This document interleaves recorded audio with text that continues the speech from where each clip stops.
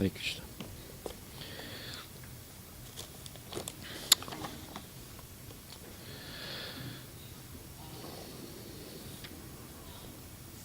Nama Om Vishnu Padaya Krishna Prestaya Bhutale Shrimati Bhakti Vedanta Swami Niti Namini Namaste Saraswati Deve Guruvani Pacharine Nirvisesa Sunyavadi Paskatya Satarine Shri Krishna Chaitanya Prabhu Nityananda Shri Dvaita Gadadhar Sivasadi Gaur Bhaktivindam Hare Krishna Krishna Krishna Hare Hare Hare Rama, Rama Rama, Hare Hare.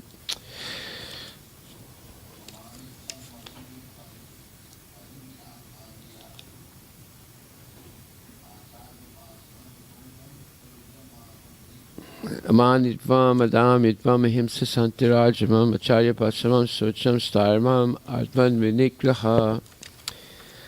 Prabhupada is giving a lecture on the same verse that we're studying. Right? So, did anyone memorize? Did you memorize it? No. Okay. So, open up your Bhagavad. You have a Bhagavad Gita? If you get the Bhagavad Gita's back here.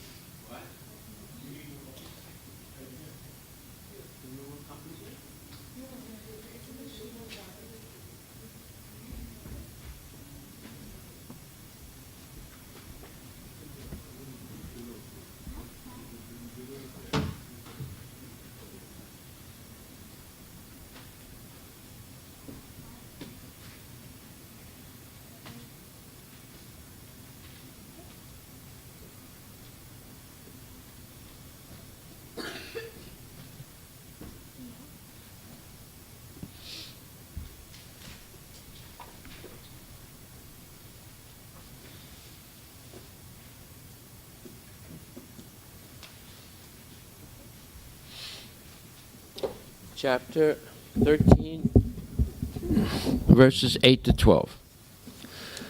Amanitvam, Adamitvam, Ahimsa Santirajavam, Acharya Pasamam, Socham, Staryam Atma Vinigraha, Indriyate Savairagyam, Anahankara Evacha, Janmamityu Jaravyadi Dukadosana Darshanam, Ashakti Anavismanga Putradada Grihadisu Nityam Chat Samachitadma Istanistu Papadisu Mai Chananya Yogena Bhaktirabhya Vicharine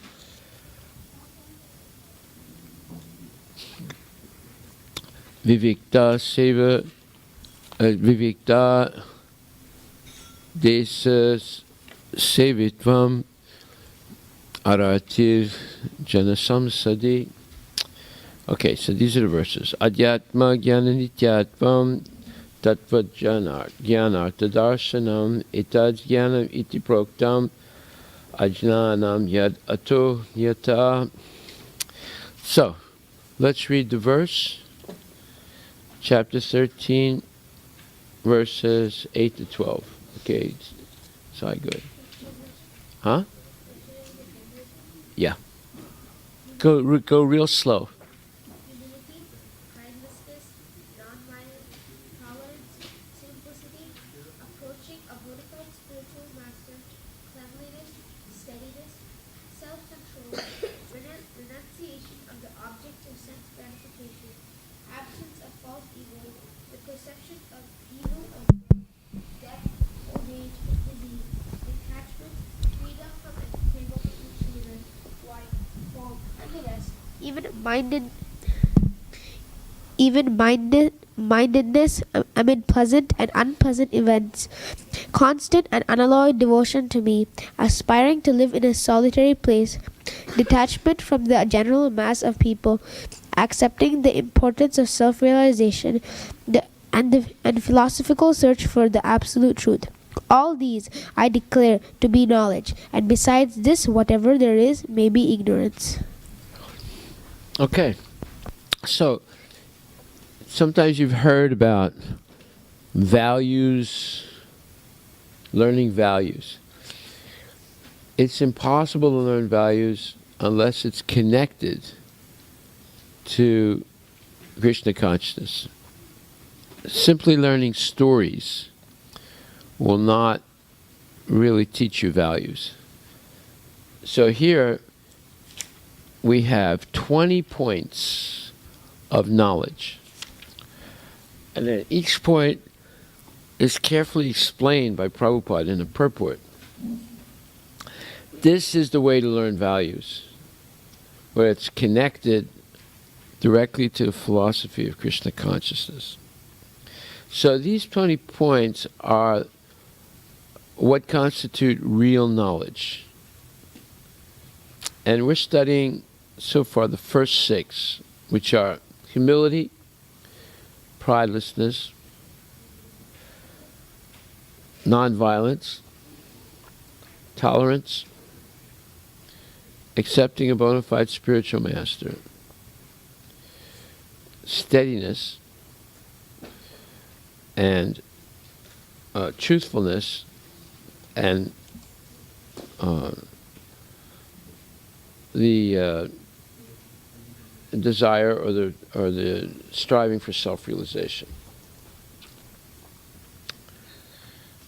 meaning self-control. Okay, so let's repeat the first 6 after me. Humility, pridelessness, nonviolence, tolerance, simplicity, which means truthfulness, approaching a bona fide spiritual master. Okay, those are the first 6. So we're studying these today. Now, yesterday we discussed how to differentiate between an animal and a human being. Does anyone remember that discussion? How to differentiate between an animal and a human being. Anybody? Go ahead.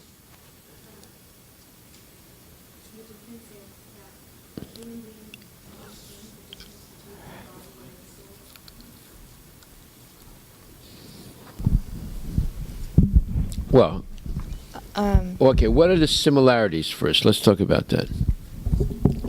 Eating, sleeping, mating, and defending. Right. So what are the differences? The differences is that the real people understand the difference between the body and the soul. They understand the difference between the individual soul and he supreme soul, or Paramatma. And the third one is that Krishna is the ultimate source of everything. Right. So, therefore, the major difference is a living entity, human beings can make an attempt at self-realization, to understand, and what are the 3 stages of self-realization? Anybody? Yes. Understanding the difference between body and the soul. Yes. And understanding the difference between individual soul and the supreme soul. Right. Paramatma. And third is understanding that Krishna is the ultimate source of everything. Yeah, Paramatma, individual soul, the entire material creation, all incarnations, everything. Yeah. The animal doesn't have that ability for self-realization. Okay, then we discuss that there are 5 levels of consciousness amongst living entities including the animals and human beings. And animals can attain maybe the first 2 or 3, but the human being can attain all 5 levels of consciousness. And what are they? 5 levels of consciousness. Yes. There are Anamaya, Anamoya. Is Anamoya or Maya? Maya. Anamaya. Depends whether you're Bengali or Hindi speaking, But, Pranamoya, Manamoya, Vijnanamoya, and Anandamoya. Yes. And so, animals and human beings who, like animals, engage only in eating, sleeping, mating, and defending, right? So, they are on the level of anamoya. They're conscious of God in the form of food. And they're also conscious of God in the form of living entities, right? And they might also be conscious on the mental level, on the level of the mind. But that's like the limit of an animal. But then a human being becomes aware of the presence of some kind of God. It might be a demigod, it might be Brahman effulgence. But then, on the highest level, a human being becomes totally aware of Krishna or Supreme Personality of Godhead, and attains ecstatic love for the Lord. So these are 5 levels of consciousness. Animals are on the first 2 levels, maybe a little bit on the 3rd level. Human being is definitely can go past the 3rd level to the 4th level, and the great potential of the human being is the 5th level of consciousness. Okay? So,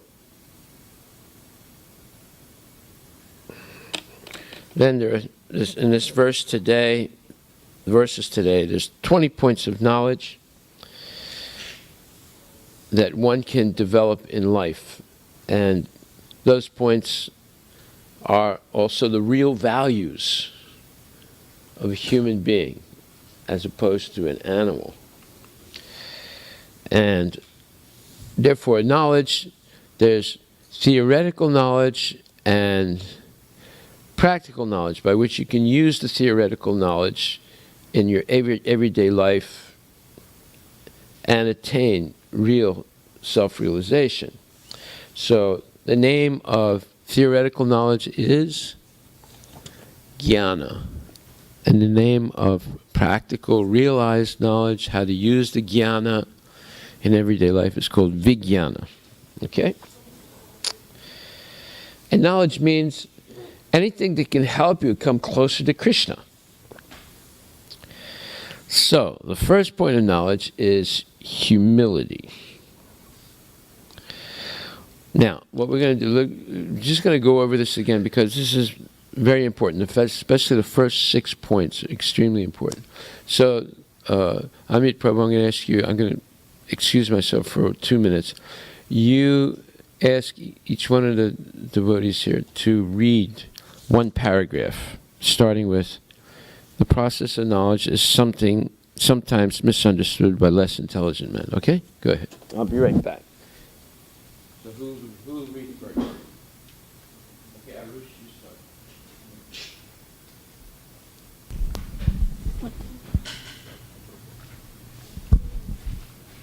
The process of knowledge, sometimes misunderstood by less intelligent men as being the interaction of the field of activity, but actually this real process of knowledge.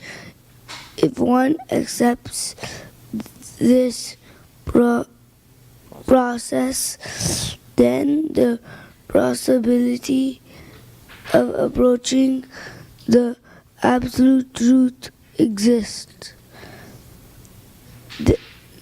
This is not the interaction of 24 elements as described before. This is actually the means to get out of entanglement of those elements. The embodied soul is entrapped by the body, which is casing made of 24 elements, and the process of knowledge as described here is the means to get out of it. Of all the descriptions of the process of knowledge, the most important point is described in the first line of 11th verse.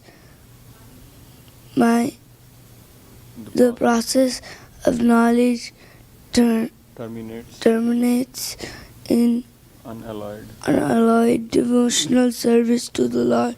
So if one does not approach or is not able to approach the transcendental service of the Lord, then the other 19 items are no particular value. But if one takes to devotional service in full Krishna consciousness, the other 19 items actually automatically delve up within him, as stated in Srimad Bhagavatam 5.18.12. All the good qualities of knowledge delve up in one who has attained the stage of devotional service. The principle of accepting his spiritual master, as mentioned in the 8th verse, is essential. Even for one who takes to devotional service, it is most important. Transcendental life begins when one accepts a bona fide spiritual master, the spiritual personality, the supreme personality,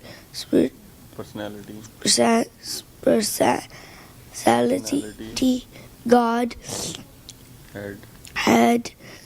Sri Krishna clearly states here that this process of knowledge is the actual path. Anything speculated beyond this is nonsense. Who wants to read next?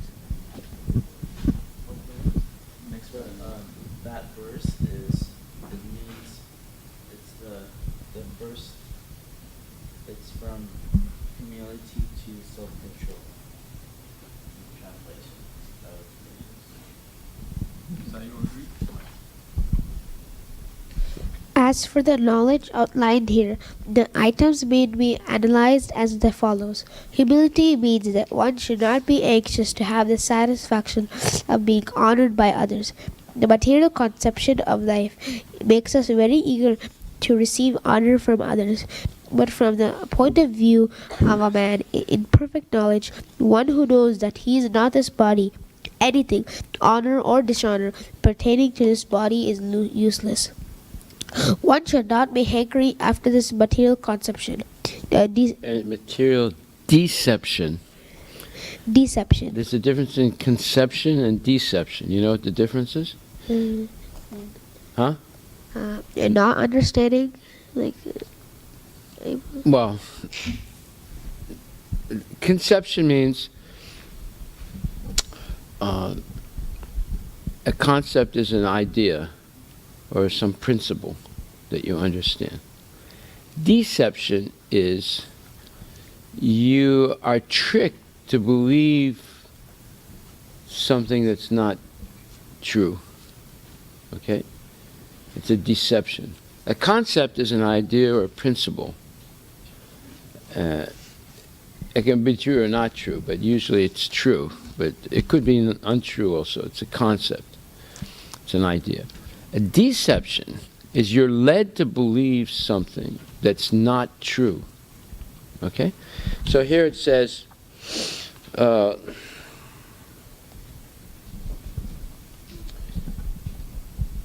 see. The material conception of life makes us very eager to receive honor from others. So material conception, the material idea of life makes us very eager to receive honor from others. But from the point of view of a man in perfect knowledge, who knows that he is not this body, anything, honor or dishonor pertaining to this body is useless. One should not be hankering after this material deception. What does that line mean? One should not be hankering after this material deception. Who can explain what that line means? Yes. So this material world is something that you think is enjoyable, but it's actually not, and you should stop believing that it's true or like it's enjoyable. Well, what's enjoyable is to be honored for your, basically your body, right? Let's say, was anyone, any of you at the Derby Days parade yesterday? Yeah, okay. So in the late afternoon there was this bicycle race, right? Right. So the announcer was saying, and now James Davis is from the life insurance company is leading the pack, right? And Davis is leaving everyone behind him, and Davis won, and $25 package, and great job, Davis, So he's being honored for what? For pedaling on his bicycle faster than everyone else, right? That type of honor is what you call deception. It's a material deception. But everyone in that race was hankering to be honored like that, based on some performance of their body. So you can be basketball, it can be baseball, it can be football, it can be bicycle racing, it can be a spelling bee. All these different things are based on some type of bodily achievement, either gross bodily achievement like the sports or a mental bodily achievement like a spelling bee. And people are hankering to be honored by such things. But it's basically deceptive. What should we seek to, what conception of life should we be following with enthusiasm? The materialists are following a deceptive point of life based on being honored for some achievement on the bodily level, either gross or mental. What should a devotee be striving for?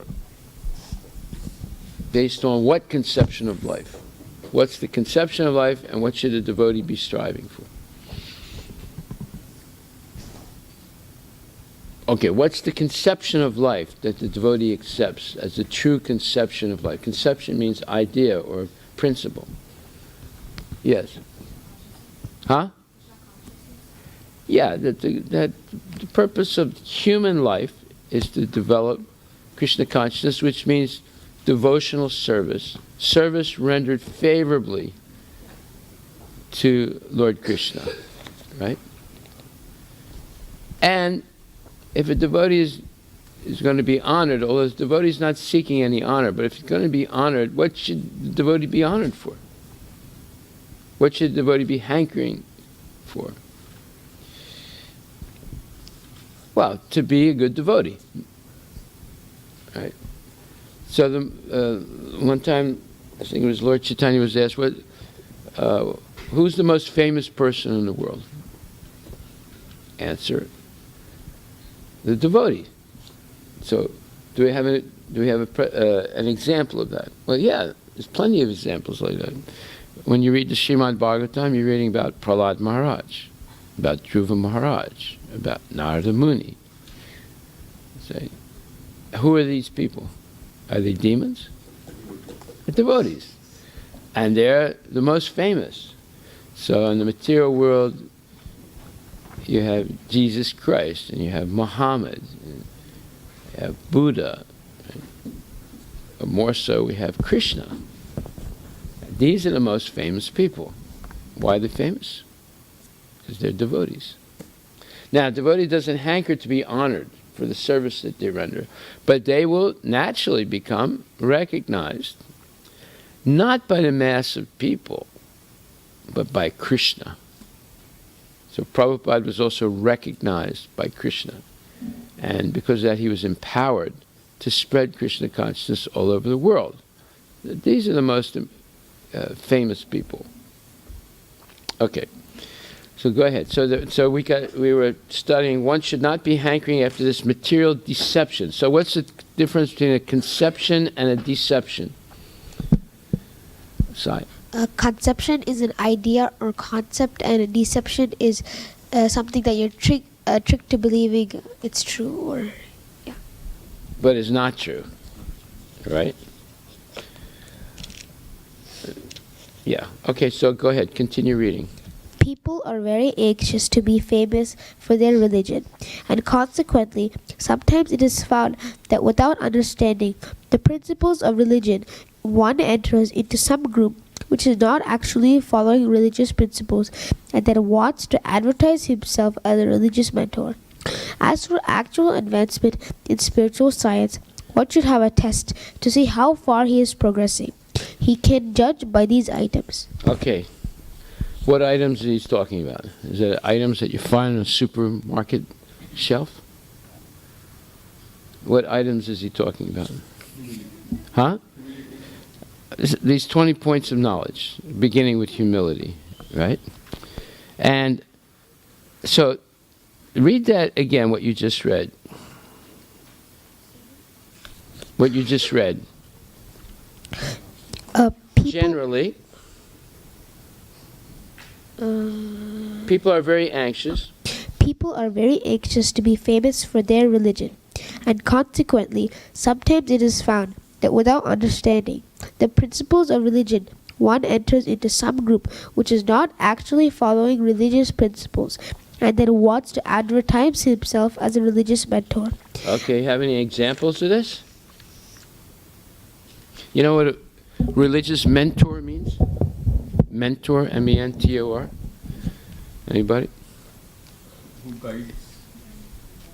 Yeah, it's like a guru, teacher, someone who teaches, mentors others. There's mentor and mentee, or tormentor and tormentee. That's a joke. Mentor means a teacher, and mentee is the person who's being taught, or guru and disciple, right?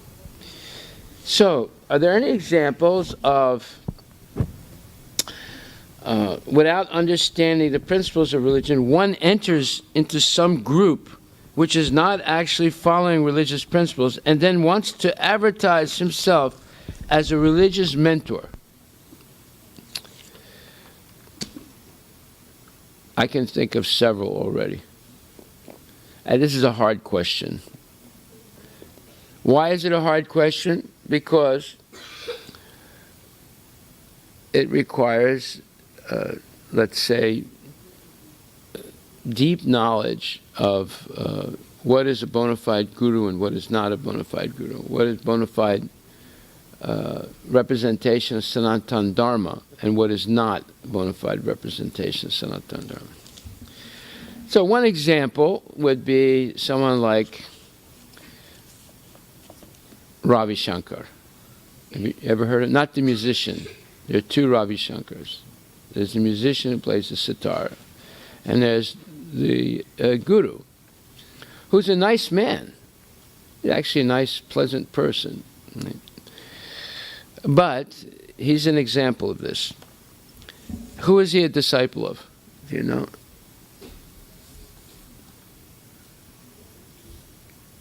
He's a disciple of Mahesh Yogi, who was very famous approximately the same time as Srila Prabhupada. He was the guru of the Beatles. Right?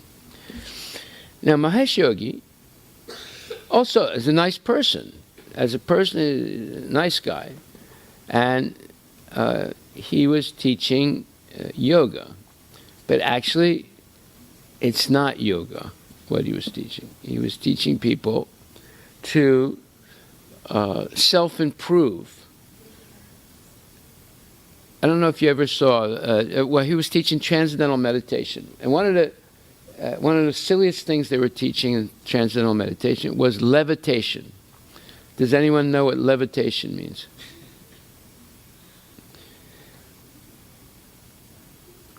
You know what levitation means? Huh? There's smoke coming out of your ears.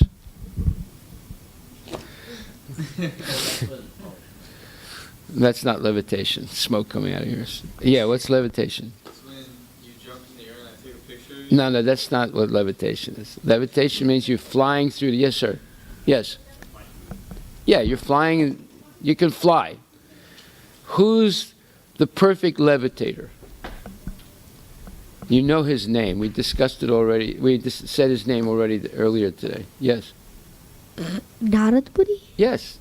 He can fly through... he can fly from the material world to the spiritual world. He can fly right down to hell. He can go right up to Vaikuntha, right? He's a real levitator, right? What kind of levitation was being taught by transcendental meditation? It was definitely not transcendental levitation. Okay, you don't know, but I'll explain it to you. So they teach you to meditate, like they're sitting in a lotus position, right? And then they give you these special pillows, you know, and you sort of jump up and down the pillow, and maybe for like 1 second you're up 5 inches, you know, and they call that levitation. Say, that's not the way to levitate, I'll tell you right now. Why is it that they can only go up 5 inches and they come back down again? Under the influence of gravitation. Now here's 3 words: meditation, levitation, gravitation. Let's repeat those. Okay. So what does meditation mean? Meditation. M-E-D-I-T-I-A-T-I-O-N. Meditation. Is it right? M-E-D-I-T meditation. T-A-T-I-O-N, yeah. M-E-D-I-T-A-T-I-O-N. Yes?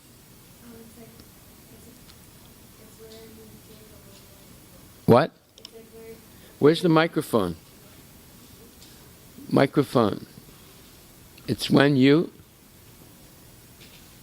It's when you're very calm and then you sit down and then you do that, and then you're like meditating on something that you're meditating on like something you really believe in, or Okay. like. Well, that is the wrong definition of meditation. That's the the idea of meditation most people believe, but it's actually incorrect. Yes? Focusing your mind on one thing. See, that's the same thing that she's saying, and that's the incorrect definition of meditation. But see, people like Mahesh Yogi and Ravi Shankar and other people have made that definition seem to be the real definition of meditation, but it's not. Anybody else want to take a stab at it? Okay. Yes? Trying to connect with Krishna. Well, yeah, that's the whole point. Krishna is the goal of meditation. Krishna is the goal of all knowledge. Vedaischa sarvir aham eva vedya, 15th chapter, 15th verse. He says, I am the goal of all knowledge. And Prabhupada, Krishna explains the different types of yoga in the 6th chapter. What's the meaning of yoga? What's the meaning of yoga? Huh? Consciousness, so where we can understand God. Yes, but yoga literally means to connect. But connect to what? Connect to a train or to connect to a bus? To connect to Krishna, right? So, in the 6th chapter, Krishna explains that the 4 major types of yoga. There is karma yoga, jnana yoga, and Ashtanga yoga, and Bhakti yoga. Okay, we won't explain all of them right now, but at the end of the 6th chapter it says, Bhaktya mam abhijanan, yoginam api sarve madgatanantaratmana, shadavam bhajate yumam same yuktutamo matak. This verse says, Krishna says, and of all yogis, the one who always abides in me, thinks of me within himself, and renders transcendental loving service to me, he is the most intimately united with me in yoga, and is the highest of all. That is my opinion. So, the real yoga is connecting to Krishna through having great faith that Krishna is the Supreme Personality of Godhead, always abiding in Him, in other words, being always dependent on Him and serving Him and thinking of Him, and while rendering transcendental, unselfish, unself-motivated devotional service. Yes. So this is the definition of the real definition of meditation. Connecting to Krishna by being Krishna's devotee, always thinking of Krishna, always following Krishna's instructions and so forth. Therefore, you're actually seeing Krishna always. This is the real definition of meditation. Now, can we say that Narada Muni, who's the number 1 levitator in the whole universe, was doing this? Yes. Now, when you do this, you become very light. There's a principle of the cities. There is Anima Siddhi, Lagima Siddhi, and Garima Siddhi. So there's 8 types of siddhis, perfections. So one of them is becoming lighter than a feather. Now, if you become lighter than a feather, what happens? You can levitate. You can go anywhere you want, in the universe. So, how do you become lighter than a feather? You become sinless.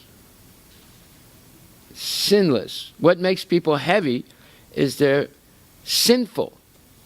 What are the 4 pillars of sin? 4 pillars of sin. Intoxication. Yeah. Yeah. Yes. Those are the 4 pillars. I once explained this to some man. He said, "What?" He said, "I may as well commit suicide. These are the only things that give me pleasure in life." You know, crazy guy, completely nuts. You know, as if, you know, loving your family, doing good deeds don't count for anything. It's only eating meat, gambling, and so forth. That's the only thing that counts in life. Right? You know anybody like that? Yeah, exactly. They think that these are the only pleasures in life. But actually, that's another material deception. What does that mean, a material deception?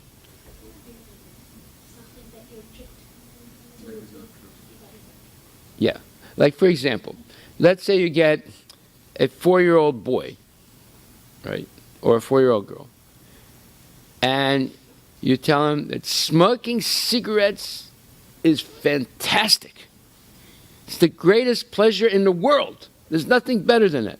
And you can't really realize this pleasure until you inhale the smoke.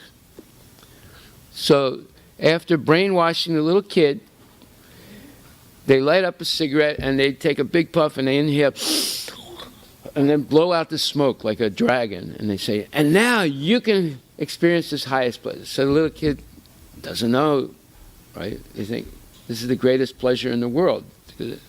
So they inhale the cigarette like that, and all of a sudden they go, and they turn red, and they almost faint. And the person says, you see how great it is? And the kid's looking, you know, like, I almost choked to death. You see? This is called a material deception. They try to convince you something that's horrible is actually good. Did that ever happen to you? Yeah, people try to get me to do a lot more than that. See, this is what's going on. This is called material education. This is what Prahlad Maharaj refused to do. His father sent him to a school where they teach kids to do bad things in the name that it's good. And Prahlad Maharaj refused. And every time the teacher would leave the room, he would tell the other kids, don't believe one word he said. It's all nonsense. Just chant Hare Krishna and be happy the rest of your life. Now let's all chant together. Hare Krishna, Krishna Krishna, Hare Hare, Hare Ram, Hare Ram, Ram. Then a teacher would come in, you know, and say, what's going on in here? You know, all the kids would be quiet like that, you know. So finally the teacher reported Prahlad Maharaj to his father, Hiranyakashipu, who's the biggest demon in the universe. He said, there's something wrong with your son. He said, what do you mean there's something wrong with my son? He said, well, he's a devotee. What? How can he be a devotee? I'm a demon. I'm sending him to you to teach him to be a demon. He said, yeah, but he's naturally a devotee. He said, that can't be possible. So, okay, why don't you call him in and talk to him? So Hiranyakashipu called him Prahlad and said, Prahlad, how are you doing? He said, oh, very good, Daddy. He said, what are the good things that you're learning in school? So he remained silent. So, well, tell me what you're learning in school. He didn't say anything. So, what do you think is good then? He said, Shravanam, Kirtanam, Vishnu, Smaranam, Padasevanam, Archanam, Vandanam, Dasyan, Sakyam, Atma Nivedanam. Immediately, Hiranyakashipu became extremely angry.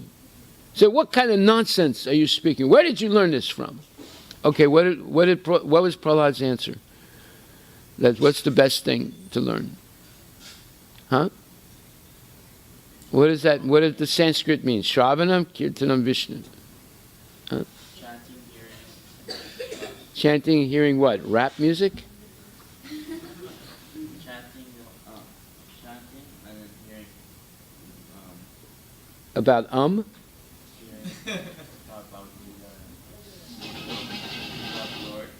about the Lord. It says Shravanam, Kirtanam, Vishnu. It's the name of Krishna, right? So he said the best thing to learn is hearing and chanting, meaning repeating about Krishna, and then smaranam. What does smaranam mean? Remembering. If you hear and repeat often enough something, will you forget it? No, you'll remember it. So what are we doing every day in the class? We are trying to What are we doing every day in class? We are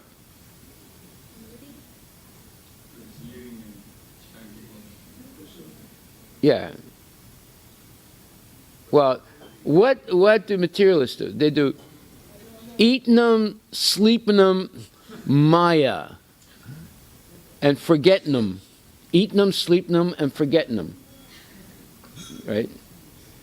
What are we trying to do? What are we trying to do? Hearing, repeating about Krishna, and remembering. We're not trying to do eating them, sleeping them, Maya, forgetting them. Okay? So, meditation means fixing the mind on what? Omar? Yes. And why is it that people can't levitate? Even if you pay $500 to Transcendental Meditation and take their 2-week course, How to Meditate, how come they can't really levitate? And for levitation, how come they can't really levitate? What? Too many sins. Too heavy. What are the 4 pillars of sin? Arush.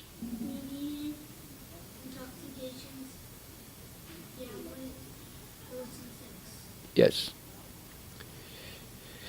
Okay. So when you give up these 4 things, you become very light. These things make you heavy. You become very light. And eventually, like Narada Muni, you can fly through the sky. You don't need a Boeing 777. Okay. So,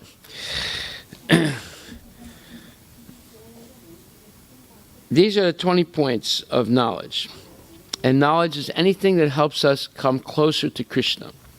And ignorance is anything that helps us to go away from Krishna. What's the word for ignorance in Sanskrit?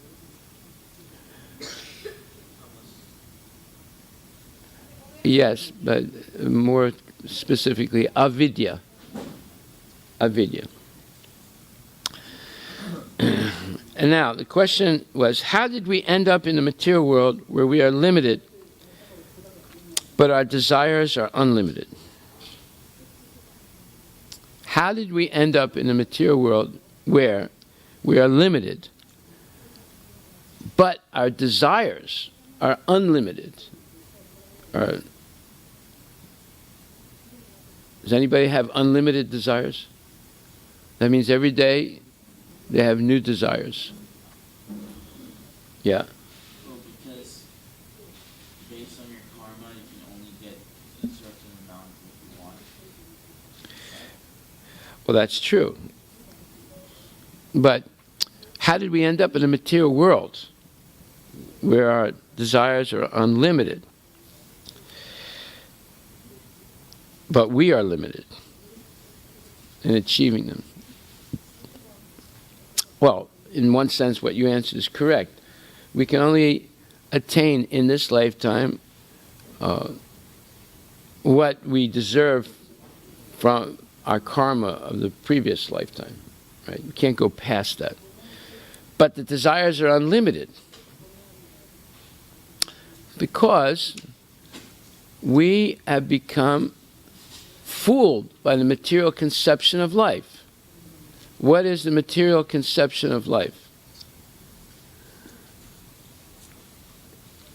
Material conception of life is eating, sleeping, mating, and defending as the goal of life. This is what animals do, right?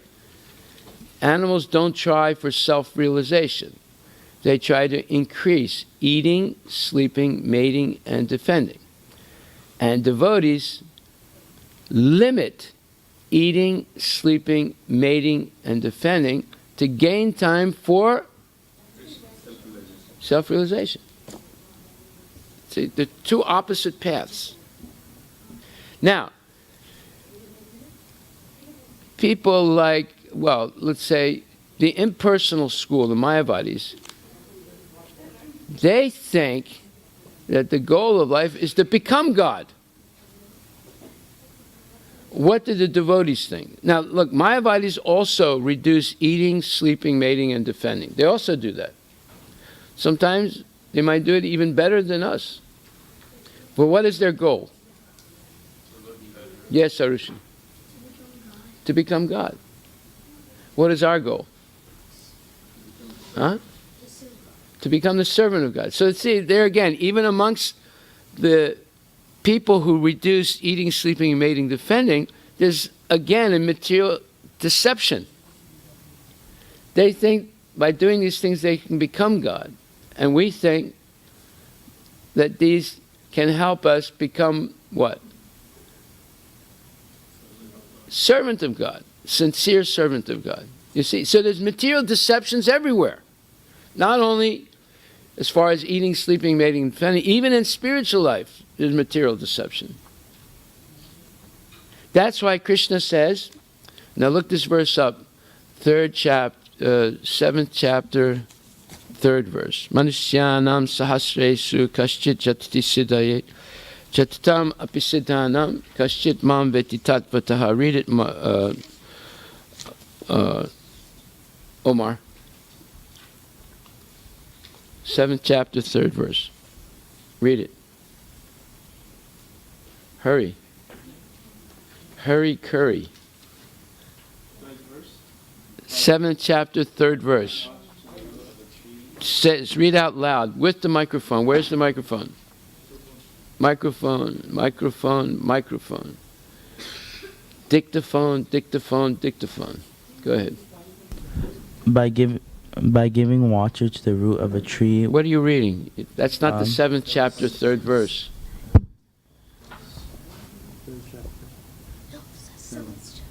You went to the 3rd chapter, 7th verse, or what? No, it means you should come water with us. Where's the 7th chapter, 3rd verse? You know how to find it? Yeah. Okay, so let's hear you read it then.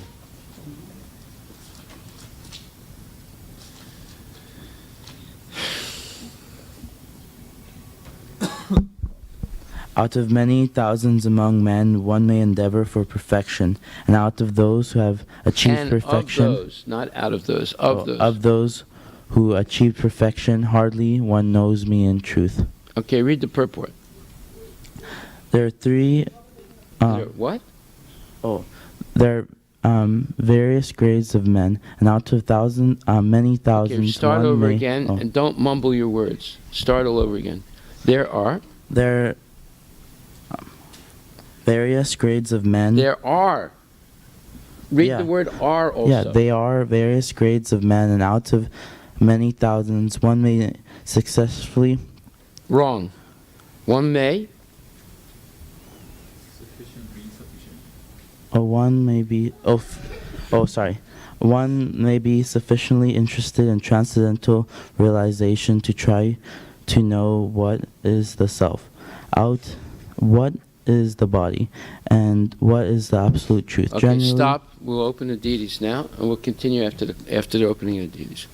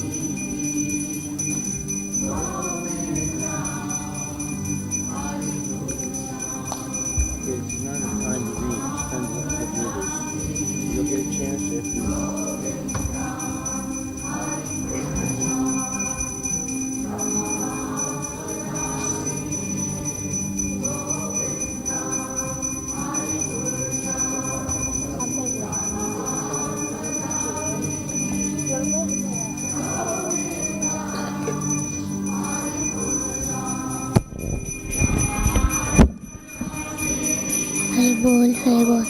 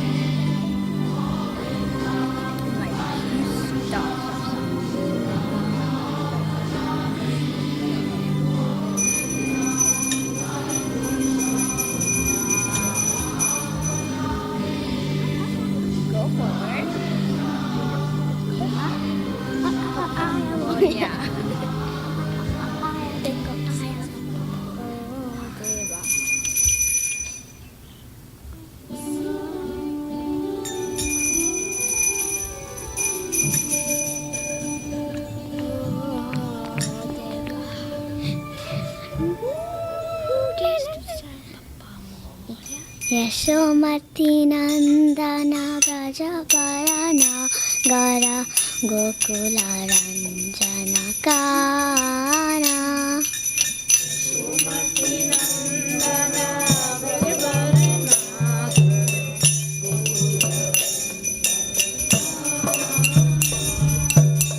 gopi paranadana vanara manohara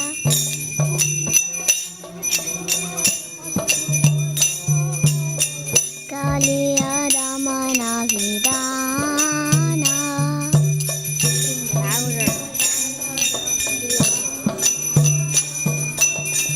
amala harina mamira vilasa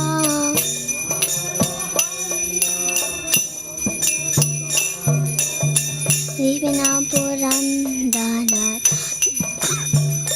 pura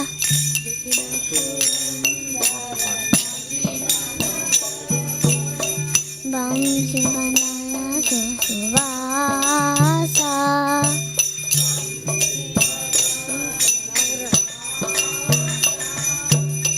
Bajana palana suyakulana sana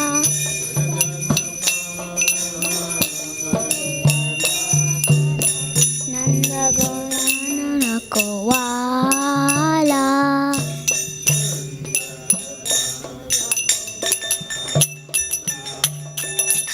Govinda Madhava Navanita Taskara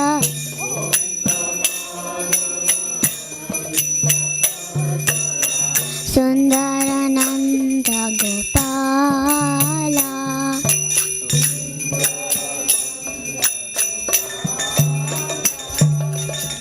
Ramuna Tatakara Gopi Bhajanahara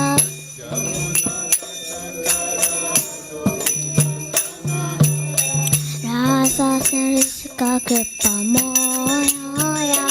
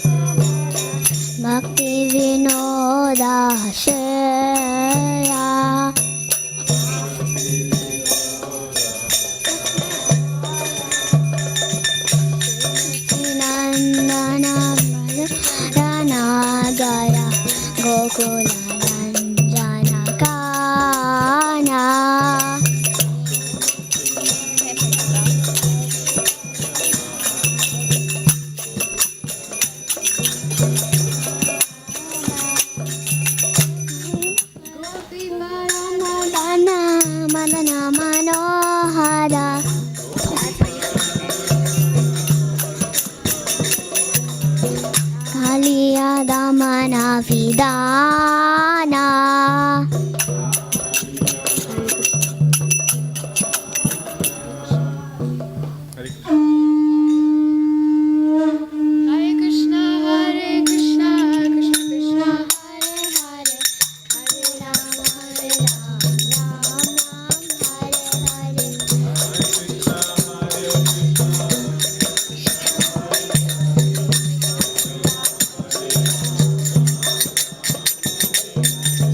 Hare Krishna, Hare Krishna, Krishna Krishna, Hare Hare, Hare Ram, Ram Ram, Hare Hare.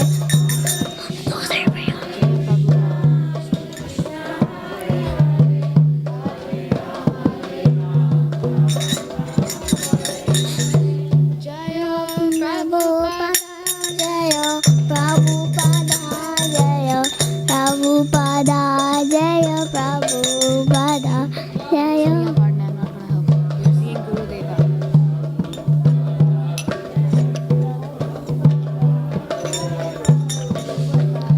Jaya Guru Deva, Jaya Guru Deva, Jaya Guru Deva, Jaya Guru Deva.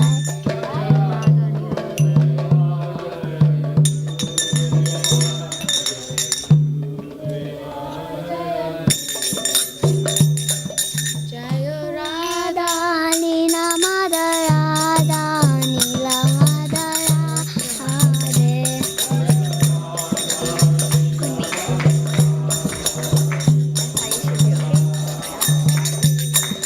Jaya Jagannatha, Jaya Jagannatha, Jaya Baladeva, Jaya Subhadra.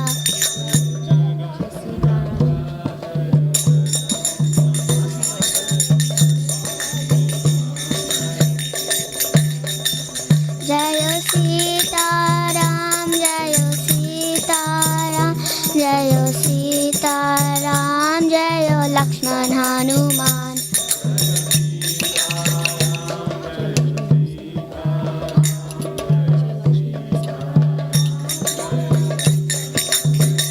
Jaya Lakshmi Narasimha, Jaya Lakshmi Narasimha, Jaya Lakshmi Narasimha, Jaya Lakshmi Narasimha.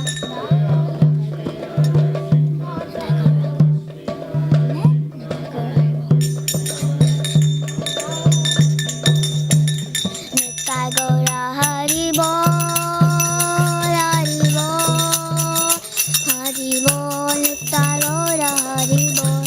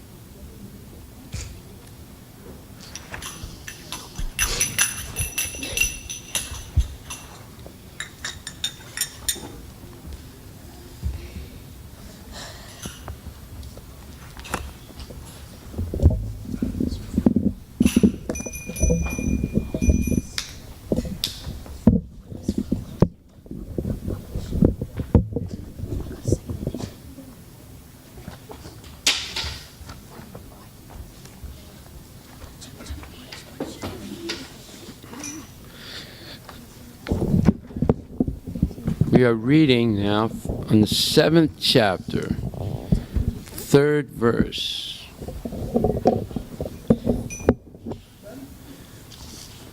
So let's repeat after me. Out of many thousands among men,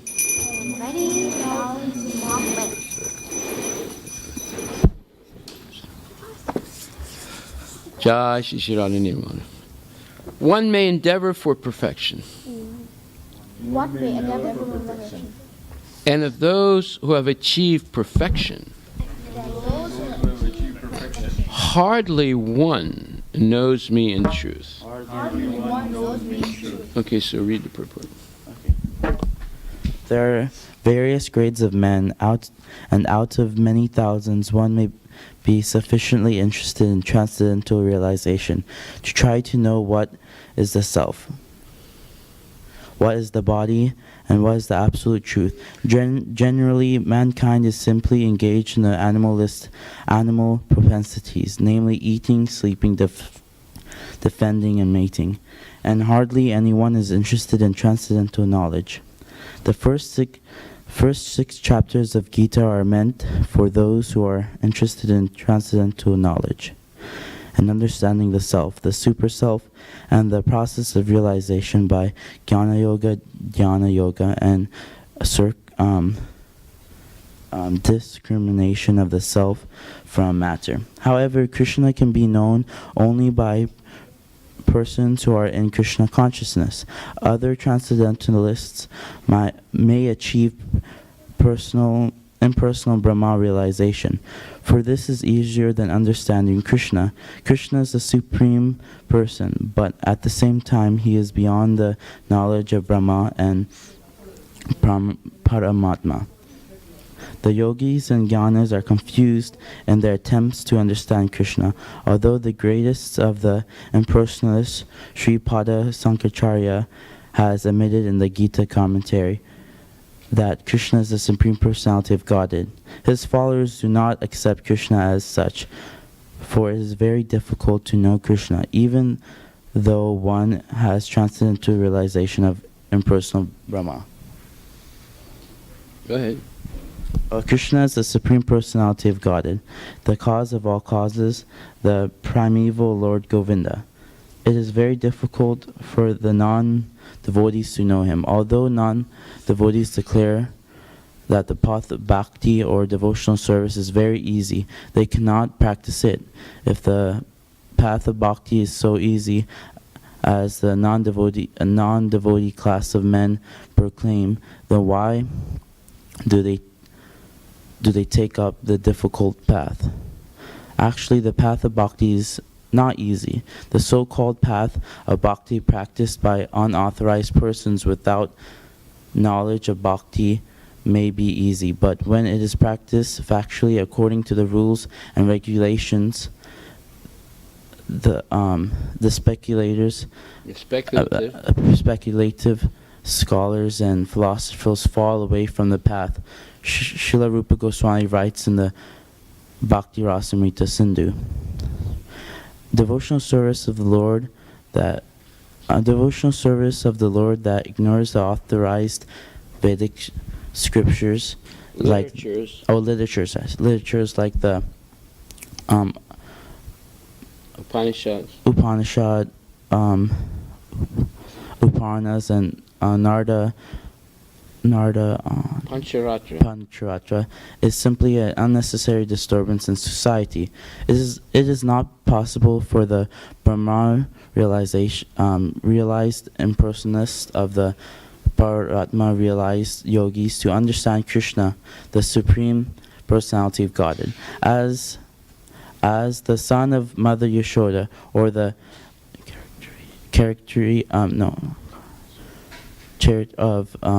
charioteer of Arjun. Even the great demigods are sometimes confused by Krishna. No one knows me as I am, the Lord says, and if one does know him, then such a great soul is very rare. Therefore, unless one practices devotional service to the Lord, one cannot know Krishna as he is. Even though one is a great scholar or philosopher, only the pure devotees can know himself, something of the inconceivable transcendental qualities in Krishna, his being and cause of all causes. Krishna his Go ahead. His being and cause of all causes, his omnipotent and opulence, and his wealth, fame, strength, beauty, knowledge, and renunciation. Because Krishna is benevolently. And his wealth, fame, strength, beauty, knowledge, and renunciation, and because Krishna is benevolently inclined to his devotees, he is the last word in Brahman realization, and the devotees alone can realize him as he is. Therefore, it is said, no one can understand Krishna as he is but the blunt material senses, but the revealed himself to the devotees, being pleased with them for their transcendental loving service unto him. Okay, very good. So there are a lot of important points in this verse and purport. So this is why we say that someone like Mahesh Yogi and his disciple Ravi Shankar are also engaged in material deception. Although they're good people, although they are striving in yoga, but because they're giving a misconception about what yoga actually is and what the goal of yoga is, they are actually doing a disservice rather than a service. And one example of that was their so-called levitation yoga practice, where you have to pay money and they teach you to levitate. What does levitation mean? What?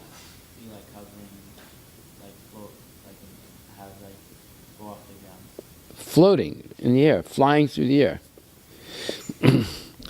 That was just one example. There are others also. So that means they don't really understand what yoga is, and they're just coming up with a clever strategy to make a lot of money and basically cheat the people. Of course, the people don't realize they're being cheated, so they think, they got their money's worth. But they're being cheated. You can only cheat a person who wants to be cheated. And you can only cheat a person who has a tendency to cheat him or herself. Like, for example, let's say you hear an advertisement on the radio or the television. You can become a millionaire in 3 weeks by flipping houses. You know what that means, to flip a house? Huh? Anybody know what it means to flip a house? Does that mean to turn the house upside down? No. It means you buy a fixer-upper, a house that's old and needs a lot of fixing up, and you fix it up and you sell it for, 2 or 3 or 4 times what you paid for it. That's called flipping a house. So people advertise all the time on the radio and television how you can become a millionaire in 3 weeks by flipping houses without spending 1 penny yourself, by using other people's money. Now, of course, that's impossible. But people who are cheaters themselves are attracted to it. But an honest person would say, wait a minute, that doesn't sound right. I'm not going to waste my time. You know how to flip a house in 3 weeks? Cody? Yeah. You do? Yeah. You repaint it, and you maybe put new floors, and call it good. But if you know how to do it, how come you've never done it? Because it takes a lot of money. Well, can you do it in 3 weeks? Yeah, the whole thing is nonsense. Anyway, people who are nonsense are attracted to nonsense. And people who know what the goal of life is are not attracted to nonsensical things, like flipping houses in 3 weeks with other people's money. You don't have to put up any money. Did you ever take that course, how to get other people to pay for you making a lot of money on flipping their house? No. It's a nonsensical notion or concept. Okay, so there's material deception in the material world, and there's material deception in spiritual life also. As long as we have even one material desire, the possibility of being cheated is very great. If we have only spiritual desires to please Krishna, it's almost impossible to be cheated. But if you have any material desires, it's very easy to be cheated. Because you always find someone smarter than you who will cheat you.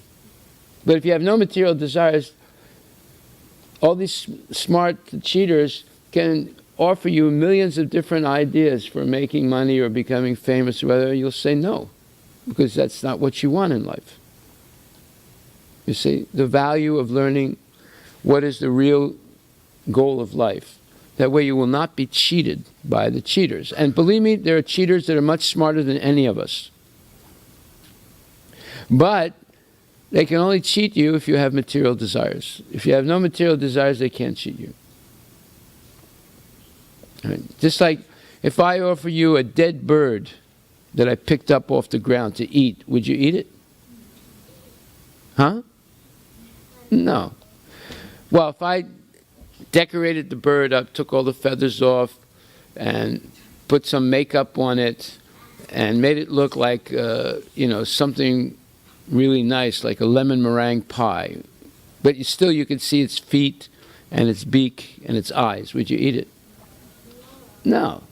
Even if I decorated it up, see? So that's what the cheaters do. They decorate the dead bird with makeup and make it look really good. And as long as you have a cheating propensity, you'll be cheated. But if you're a devotee and you have no material desires, you only desire to please Krishna, you say, how can I offer a dead bird to Krishna? Does Krishna eat dead birds? No. So you would never be cheated. Even if the dead bird looked like, I don't know, Marilyn Monroe, still you wouldn't accept it. Okay. So in this purport, it says that out of many people, only a few try for self-realization. And out of all those people that actually attain some kind of self-realization, hardly one knows me in truth. So does that mean there's a lot of people that are going to be able to know Krishna? Omar? Does that mean there are a lot of people who will know Krishna? But according to this verse, do you see a lot of people here? Is there like 1,000 people right here now hearing this? No. Most people are not interested. And even amongst the people who are interested in spiritual life, hardly one will endeavor to actually know Krishna. It's a rare thing. Like, can you afford to buy a new Tesla car? Yeah. No. Do you want to buy one? No. Would you like to buy one if you had the money? I'd buy something else. You'd buy a Lamborghini? Yeah. Yeah. Okay. Anyway, even if, people might want to buy a Tesla or buy a new house, but they don't have enough money, right? So the desire is there, but the means is not there. Because, let's say you're poor, could you become Krishna conscious if you're poor? Yes. There's no material qualification to understand Krishna. Even an unintelligent person, even a person who can't read, even a blind person, even a lame person, even a dumb person, they could understand Krishna just by being sincere about devotional service. But in the material world, there are many qualifications that you need to so-called succeed, right? And most people don't have those qualifications. They never achieve that level of material success that they want. Therefore, there is frustration in the material world, dissatisfaction, and misery. Because people have unlimited material desires, but very limited means to satisfy them. See? But if you have only desires to please Krishna, there's no limit to how far you can go in spiritual life. There's no limit, regardless of fact. Was Narada Muni educated in Harvard or Yale or MIT or IIT? No. How far did he go, though? He went to the top of all educated people in the whole universe. How did he do it? How did he do it? He was only 5 years old, never went to school. How did he do it? By associating with devotees. By what? By associating with devotees. Associating with devotees, pure devotees, eating the remnants of their food, listening to their discourses, offering service, right? So, you listen to their discourses. What's that called in Sanskrit? Listening, hearing. What's that called? Shravanam. And then repeating what he heard. What's that called? Kirtanam. And then remembering. Smaranam. And he accepted the remnants of their food. He asked them permission, by the way. It was the food that they left over on their plates. But he asked them permission. He didn't just eat it, saying, "Oh, I'll just eat this." He asked permission to eat the remnants of their food, and they gave it to him. And he offered them service. This is the formula for being really educated. Okay. So why is it so difficult for non-devotees to know Krishna? Because they won't do what Narada Muni did. They won't offer service. They won't listen seriously. They won't repeat. They'll listen to music and repeat the words. You ever see someone drive by in a car, the windows are open, and you hear this loud music playing? Yes? Yesterday? Okay. And you hear them singing also, or moving around as they're driving, to the music? Yeah? Yeah. So they listen, they hear, and they repeat. Well, they're hearing and repeating nonsense. So what happens if you hear and repeat nonsense? You become nonsense, of course. It's different than hearing and repeating about Vishnu or Krishna. You become a devotee. So, everybody has 9 holes in the body. 2 eyes, 2 ears, 2 nostrils, and a mouth. How many is that? 2, 2, 2, and 1. 7. Then there is the holes through which you pass urine and you pass stool. So that's 9. Now, let's say a very dirty person comes to your house and knocks on the door and says, "Let me in." Would you let that person in? No. Right? But let's say someone very nice comes and says, "Hare Krishna, I'd like to talk to you." Would you let that person? Yes. Okay. So now, let's say you only let the dirty people in and you never let the clean people in. What would happen? And you probably would move out because they would, mess up your bathroom, mess up your bed, mess up the sofa, break the television, eat the food in the refrigerator, maybe beat you up. So what would you do? Huh? You'd run away. You'd move out. You call the police, but the police say, "Well, we can't do anything because you let them in." So whatever. So you see, if you let in dirty things into the 9 holes of the body, what will happen to you? What happens if you let in all the dirty people into your house? You become dirty. Not only that, you'll have to leave the house. right? So, what happens if you let too many dirty things into your body? You have to leave the body. Right? So, you, as a person, determine who you are by what you let in and what you don't let in to the 9 holes of the body. Does that make sense? Like, for example, let's say they throw junk into a river every day. What would happen to the river? They throw chemicals, they throw dead bodies, they throw garbage, they throw sewage into the river. What would happen to the river? Huh? Not only dirty, contaminated. Could you drink the water?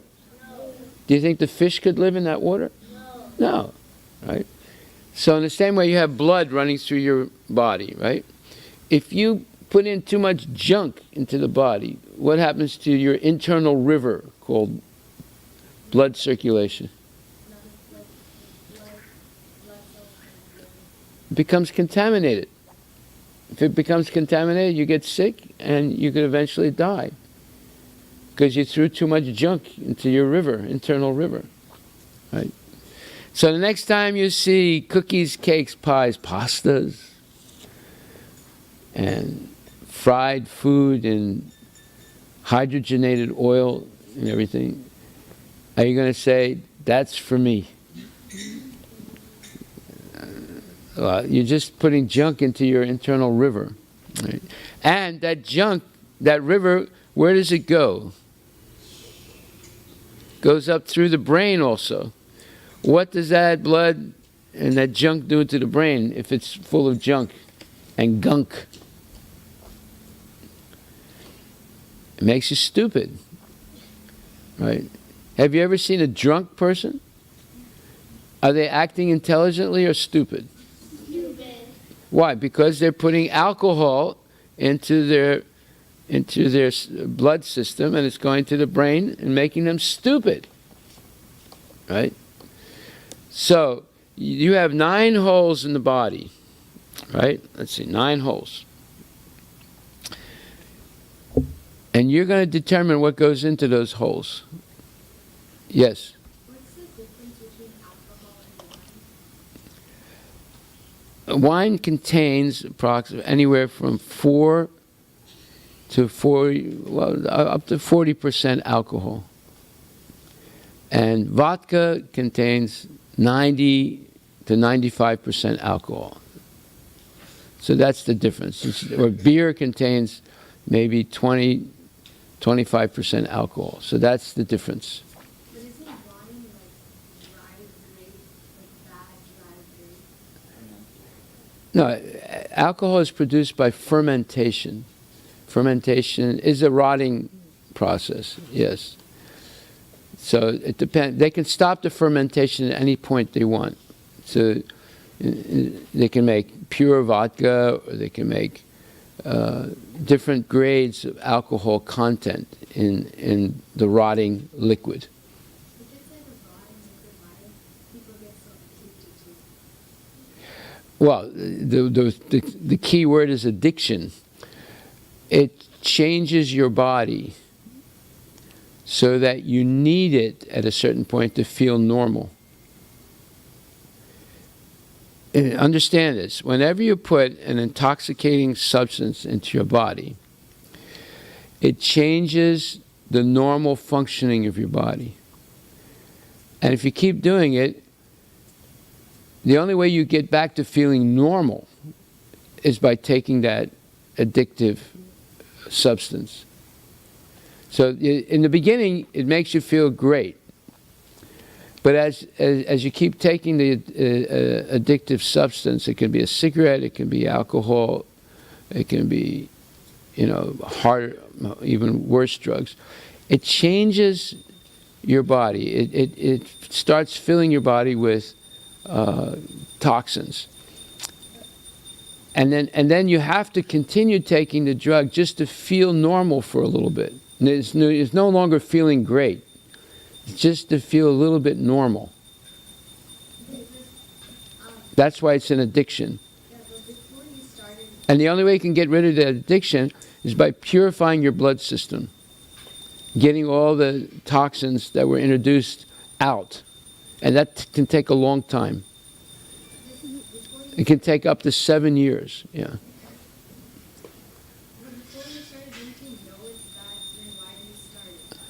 Well, do you see people drinking and smoking? Huh?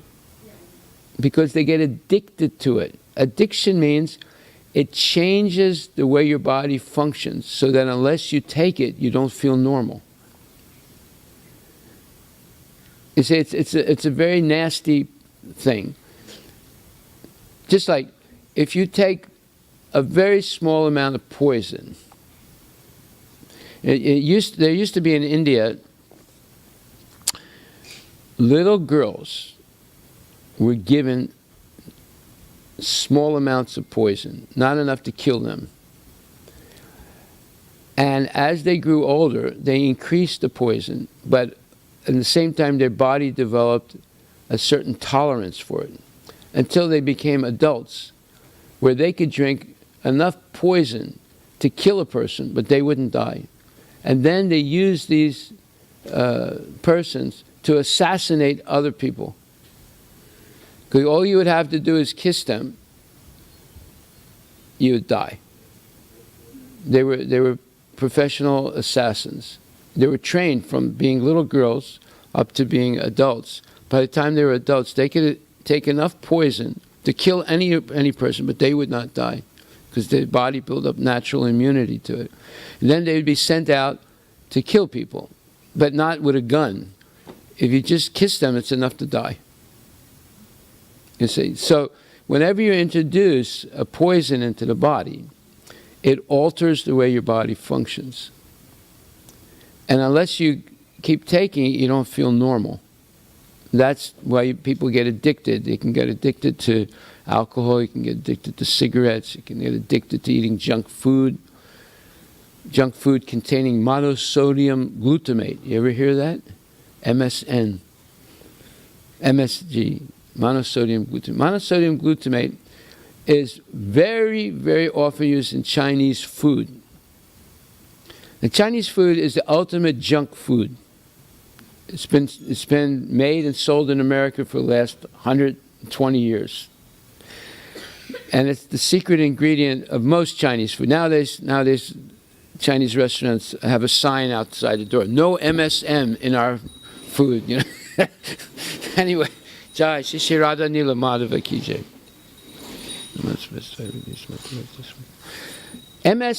MSG makes something that tastes bad taste good.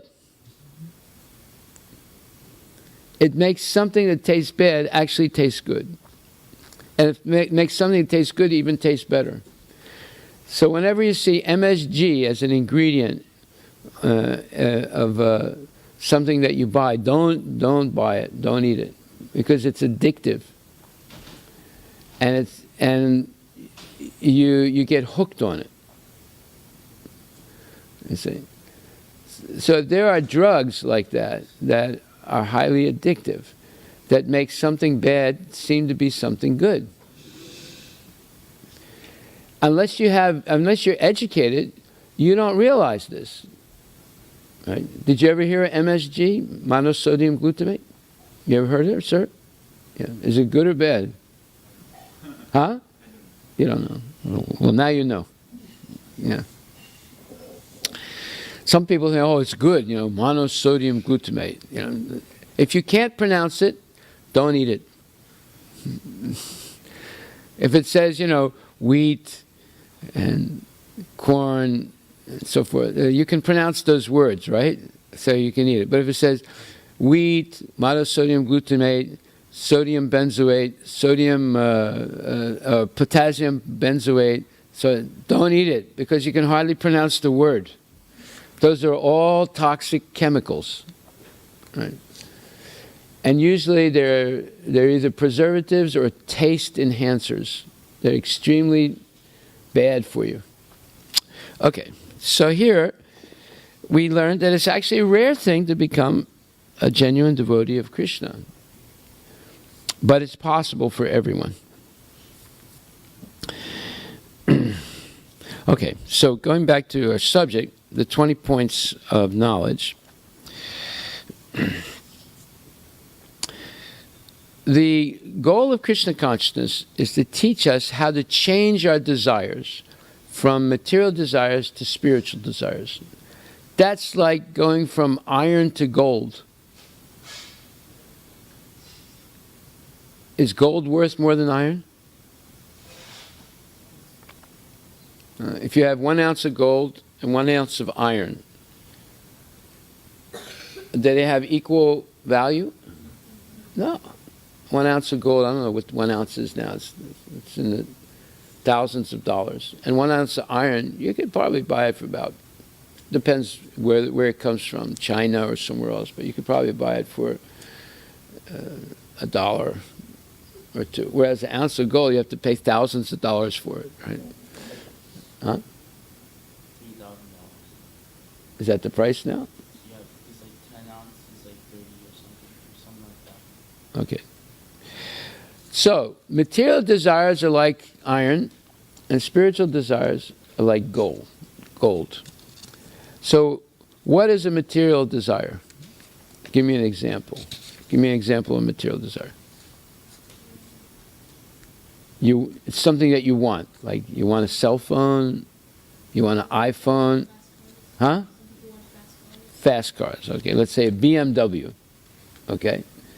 How much does a new BMW, convertible BMW cost? With a catalytic converter in it? Yeah, minimum. $80,000, $100,000, right? So that's a material desire. They usually, well, they can really be from something very cheap to something very expensive. But now, what's an example of a spiritual desire? Buying a new BMW? Depends, maybe, if you could use it in Krishna's service. But what is like a spiritual desire? Yes? Instead of going out, hanging out with your friends, doing more service. Well, you can do more service with your good friends too, right? In other words, instead of going out with bad friends and forgetting Krishna, you could hang around with good friends and all of you do service. Right? You're still having fun. They're your good friends. So tell me who your friends are. I will tell you who you are. Right? So do crows hang out with swans? No. Do swans hang out with crows? No. Do swans eat garbage like crows? No. Yeah. You saw swans eating garbage? No, my friend showed me a picture of a swan cleaning up a lake for her babies. So there was all this garbage on the side of the lake floating in the water. And the mother swan went and picked up all the garbage and put it outside the lake so her babies could enter the water. See? And what do the crows do to the lake? Fill it up with garbage. So, you want to be a crow or you want to be a swan? Okay. You know, swans are so brilliant, so clever. They know how to drink milk dissolved in water. You ever put milk in water? Can you drink only the milk and not the water? The swans can do that. You know how they do it? They're very clever. Their saliva is slightly acidic. So when the saliva touches the milk dissolved in the water, it precipitates out the milk as cheese. And they're able to separate the milk from the water like that. You see how they're smart? Let's say, this is something I actually saw myself and I learned a lot when I saw it. There used to be a wild cat here. They're called feral cats. This is years ago, before this temple was built. And sometimes we would put milk out in a tall glass, but only fill it up like 1/4 of the way, and see what the cat would do. The cat was so smart that it figured out how to drink the milk without spilling the glass. First of all, it can't stick its head in the glass, right? The orifice is too small. So how do you think the cat drank the milk without spilling it? Yes, Tulsi. Dipped its paw into the milk and then licked its paw and drank all the milk without spilling one drop and without making the glass turn. That's how smart cats are. They're smart for eating, sleeping, mating, and defending. Are they smart for self-realization? You see any cats walking around here listening to the class?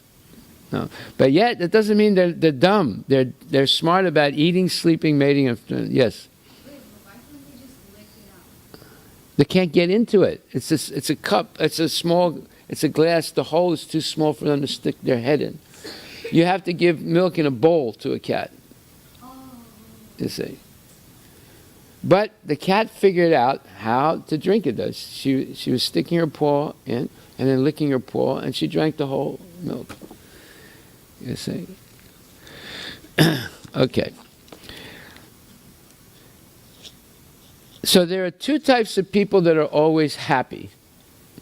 What are the two types of people that are always happy? Yes. Yeah, well, for example, people that smoke marijuana and drink alcohol, it looks like they're always happy, right? And then crazy people. Crazy people look like they're always happy. They're always joking around, talking nonsense, doing nonsense. And the devotee. Now, is there a difference between a crazy person and a devotee? Yeah. What is that difference? Because you say they're both happy. If you ask a crazy guy, you're happy. Oh yeah, I had a great time last night. We were drinking, we ate steaks, and we had a barbecue, and I ate, this and that, and we had a great time. And all night long we talked nonsense, and it was wonderful, absolutely wonderful. And then you say to the devotee, "You having a good time?" Oh yeah, last time we went to the temple. I cleaned up the whole kitchen. It took me like 2 hours. It was an ecstasy. And then we had nice prasadam and beautiful darshan of the deity. Now, is there any difference between the happiness of the devotee and the happiness of the crazy person? Yes. I was going to say that the difference is that the devotee knows the difference between him, the body and the soul, and the soul and the super soul, and Krishna is the Supreme Personality of Godhead. Also, No, but is there any difference in the happiness? that it's eternal happiness, because if you're serving Krishna, something eternal, then your outcome is eternal. Okay. So eternal means sat, right? And not eternal, what is that? What's that word in Sanskrit? Asat, right? So the crazy person is happy with asat, non-eternal things. And the devotee is happy with eternal things, like service to Krishna, like Bhagavad Gita. So that's the difference between iron and gold. That's the difference between the crows and the swans. And there's a verse that describes this in Bhagavad Gita, 3rd chapter, 28th verse. Tatvavatu mahabaho guna karma vibhaga saha guna gune savartanta iti matva nasajyate. 3rd chapter, 28th verse. Look it up. 3rd chapter, 28th verse. Not 28th chapter, 3rd verse, but 3rd chapter, 28th verse.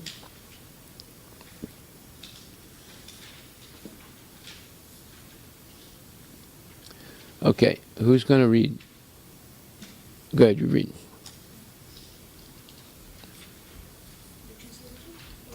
Huh?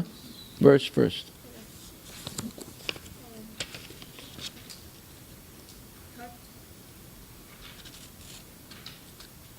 Tattvavitu mahabaho guna karma vibhagayo guna guneshu vartanta eti matva nasajjate. Very good. Just Read. One who is in knowledge of the absolute truth, almighty armed, does not engage himself in the senses and sense gratification, knowing well the differences between work in devotion and work for fruitive results. Go read the purport. The knower of the absolute truth is convinced of his awkward position in material association. He knows that he is part and parcel of the Supreme Personality of Godhead, Krishna, and that his position should not be in the material creation. He knows his real identity as part and parcel of the Supreme, who is eternal bliss and knowledge, and he realizes that somehow or other he is entrapped in the material conception of life. Trapped in the material conception of life. It didn't say trapped in the material life. It said trapped in the material conception of life. What does that mean, the material conception of life?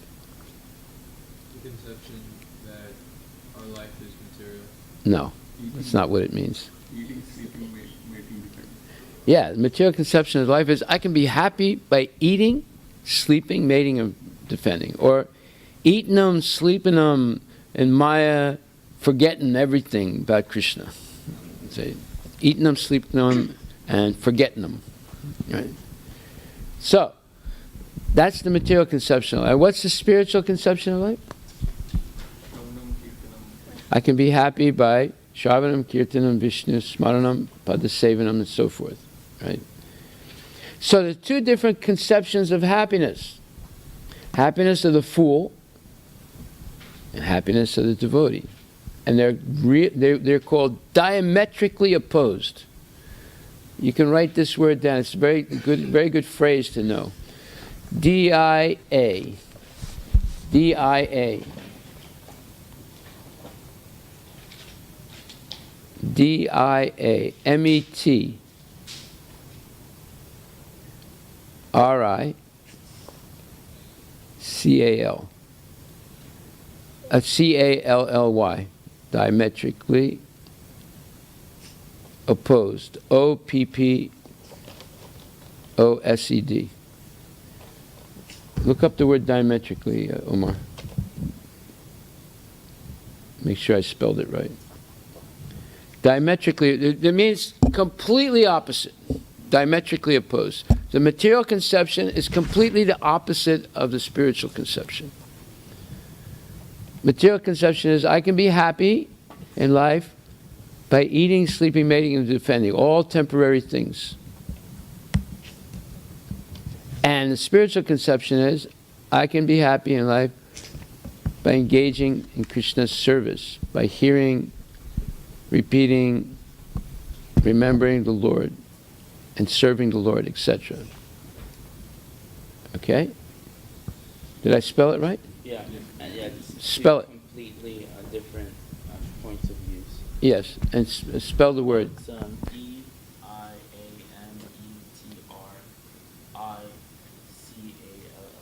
Yeah, that's it. Diametrically opposed. Learn this phrase. It's you'll. This is like a what you would call a high-class word or high-class phrase. It's used often by educated people. Sometimes in marriage, someone will say, "Oh, me and my husband are diametrically opposed to each other." Huh? This is say. Yeah, the wife always disagrees with her husband, and the husband always disagrees with his wife. Diametrically opposed. Okay.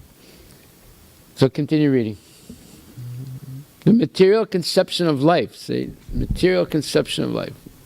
Go ahead. The material conception of life. In his pure state of existence, he is meant to dovetail his activities in devotional service to the Supreme Personality of Godhead, Krishna.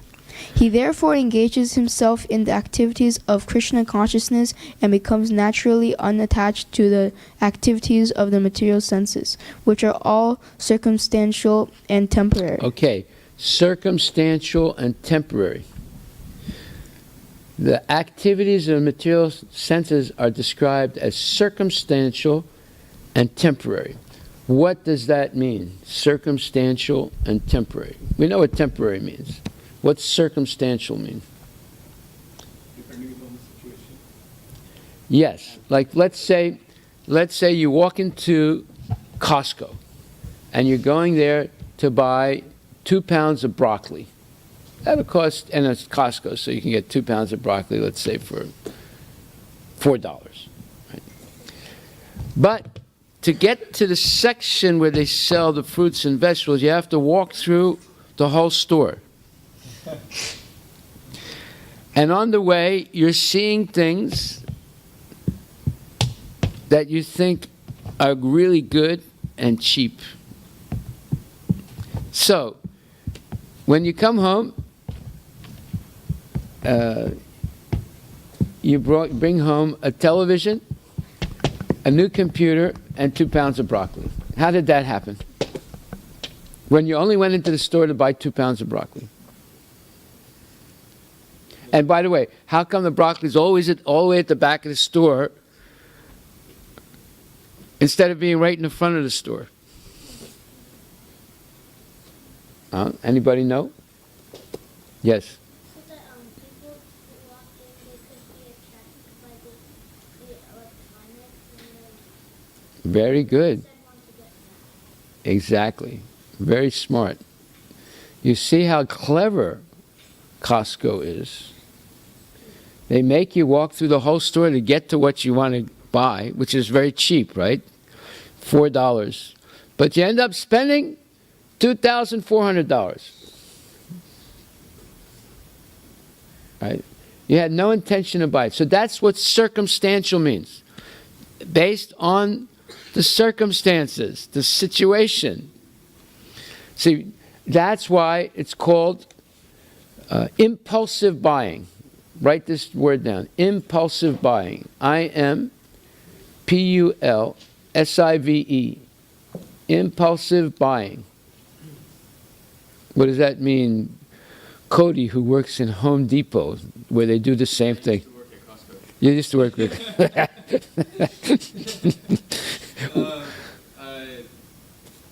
they have all these advertisements and they try to attract you Yeah. to things that you You had no intention of buying. But you buy it on an impulse because it's cheap, because you always wanted to buy it, but you were never sure. And you got convinced by the price or the glitter, the big advertisements. the big advertising. Yeah, maybe they're giving, some salesman is there and convinces you, Yeah, it's impulsive buying, right? Like, for example, when you go to the checkout counter in the Safeway, what do they have in the checkout counter besides the cashier and and the cash register? What? Yes. Right. Junk food. Yeah. Sodas, cold sodas. How about all the nonsense magazines? You can find out, who Johnny Depp's most recent girlfriend is. People buy those things. Those junk magazines. But the way they do it is they just sort of throw a little glance at it, and they look around and no one's looking. They grab it and they put it, in their thing. They don't want anyone to know that they're actually buying it, right? Because only an idiot would buy one of those magazines. But the fact that they're always there means there's a lot of idiots buying them. Otherwise, they wouldn't put it there. Those are impulsive buying objects. You buy it on an impulse. You have no desire to buy it. You didn't come into the Safeway to buy it, the junk magazine. But you see it, and it catches your interest. So what you see is pictures of famous movie stars and ridiculous captions, titles, that make you interested to buy it. Like, why is so-and-so tried to commit suicide, So people buy it. They want to find out. Okay. Go ahead. You finished that purport? No. It's almost done. Okay. He knows that his material condition of life is under the supreme control of the Lord. Consequently, he is not disturbed by all kinds of material reactions, which he considers to be the mercy of the Lord. According to Srimad Bhagavatam, one who knows the absolute truth in three different features, namely Brahman, Paramatma, and the Supreme Personality of Godhead, is called Tattvavit. For he knows also his own factual position in relationship with the Supreme. So this is the whole point. To know your actual position in relationship with the Supreme, in relationship to Krishna. Most people, I would say 98% of people in this whole world, do not understand their own factual position in relationship with Krishna. What is our factual position in relationship to Krishna?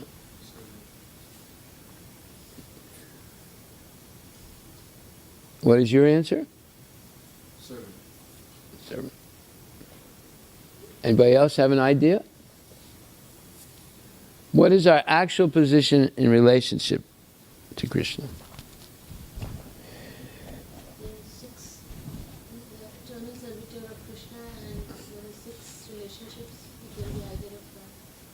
What are those 6 relationships? Dasya, Sakya, Madhurya, Vatsalya, That's 4.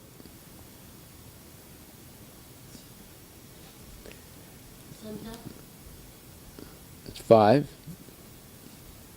Is there a 6th? No, there's only 5. There's not 6.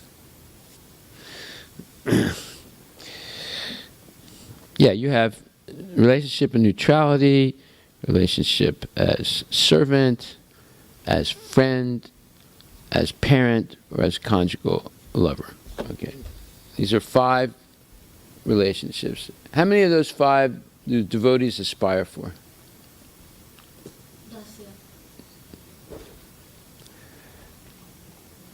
Well, a pure devotee doesn't aspire for any of them. They just want to serve the Lord, and they don't care about achieving one of those relations. They don't care about any, na danam, na janam, na sundarim, kavitam ba jagadishyakamaye, mama janmani janmanisware, bhavatad bhakti rahaitu kitvaye. What does that verse say by Lord Chaitanya? The 4th verse of the Shiksastakam. I don't aspire for any money, any recognition, No, any sense gratification, any sense gratification, or all I aspire is to serve you, any fame, any, yeah. any recognition, yeah. No dhanam, no janam, no money, I don't care about having 28 sons, or even 1 son, or I don't care about having any disciples. I don't want any sense gratification. What does he want, or she want? God afterwards, the Meaning, I don't want liberation either, right? So, but if devotees do accept some relationship to Krishna, it's either as a servant, as friend, as parent, or as a conjugal lover. But they don't aspire at all to have a neutral relationship with the Lord. Although it is a positive thing, but they don't aspire for that. They want personal relationship with the Lord. Right? Okay. So here's an interesting point, and we'll discuss this and then we'll come to an end. It says here, he knows his real identity as part and parcel of Supreme, who is eternal bliss and knowledge. And he realizes that somehow or other, he is entrapped in the material conception of life. You see that sentence? It's the 3rd sentence of the purport. He knows his real identity as part and parcel of the Supreme, who is eternal bliss and knowledge. And he realizes that somehow or other he is entrapped in the material conception of life. In other words, unless you understand Krishna, who is Sat Chit Ananda Vigraha. What does that mean? Sat means? Right. Raise your hand to answer. Sat means? Yes. Eternal. Chit means? Yes. Full of knowledge. Yes. And Vigra and Satchit Ananda? Yes. Yes, Jai. Bliss. And Vigraha means? Huh? Yes. It's not that Krishna is, a blob. He's a person. He has a form, just like we do. We are made in the image of God, right? Yeah. Could Vigraha mean entirety? No. It means a form. Yeah. Could your nose mean an ear? Huh? Well, that's right. You don't interpret Vigraha as entirety. It specifically means form, right? So if you know this, then it says he knows his real identity as part and parcel of the Supreme. Does that mean he is Satchitananda Vigraha? He is Krishna? No, he's part and parcel of Krishna. Therefore, he realizes that somehow or other he's entrapped in a material conception of life. So unless we know Krishna and know ourselves as the eternal servant of Krishna, we will never realize that we're trapped by the material conception of life. Now you know the importance of Sankirtan. What is the importance of Sankirtan for human society? What is Sankirtan? Come on, answer the question. Omar, you know what Sankirtan is? Chanting the names of the Lord. Where do you chant? In a closet? No, on the streets. Yeah. And what's the purpose? Spread Krishna consciousness. Is it like a disease, like you spread measles or something, or what? Who are you going to spread it to? The buildings? Oh, to the people. Oh, and also to for us to see what the outer world looks like. And Well, how do you see it? You see it through the eyes of a gangster rapper? Or the eyes of what? How do you see it? Through the eyes of? yourself. Wrong. If you see it through your own eyes, you'll see it like a gangster rapper. Yeah. See it through the eyes of Shastra. How do you say that in Sanskrit? Jnana Chakshu. Yeah, you see it, Jnana Chaksus, or Shastra Chaksus. You learn to see the world through the eyes of Shastra. It means through the eyes of Bhagavad Gita, right? So here, the first thing that we learn from Bhagavad Gita is na sato vidyate sato na bhavo vidyate sata ubayor apidristo natas tvanayos tattvadarshabhihi. Those who are seers of the truth know that what is impermanent has no duration, and what is permanent has no cessation. So what's the difference between duration and cessation in English? Duration? Yeah. Duration is a time limit, and cessation means... No, duration means it endures through time. Yeah. There's no limit on it. It says no duration and no cessation. Cessation means stop, like it has an end limit. Yeah. And duration means it doesn't stop. It just keeps going on. Right? So, what has no limit to its duration, and what has no limit to its cessation? Yeah. The duration, like you No limit to duration. no limit to duration is Krishna consciousness service to Lord. Yes. Eternally serve Krishna forever and ever. Anything we are doing, we can serve Krishna in that mode, whatever we are doing. And if we have that consciousness, cessation is like material desire, material, what we can achieve in this world, there is some limit to it, and the body itself has a limit. How long it can survive. Yeah, everything in the material world related to the body is limited. And everything related to the soul is unlimited. Right? So devotees are interested in what is unlimited. Sat, eternal. And materialists are interested in what is limited. Right? So unless we know Krishna, we will not be able to get out of the entrapment of material conception of life, of being always chasing after limited things. You see? In other words, unless you know what the absolute truth is, you will never be able to become free from relativity. Relative things. Things that are temporary. Okay, so that's a very profound statement. He knows, meaning the devotee knows, his real identity as part and parcel of the Supreme, who is eternal bliss and knowledge. And he realizes that somehow or other he is entrapped in the material conception of life. So what are we trying to do here? What was the whole purpose of today's lesson? Today's class? Self-realization. Yeah, but through what pathway? The clear conception rather than preconception. That doesn't mean anything. What you just said doesn't mean anything.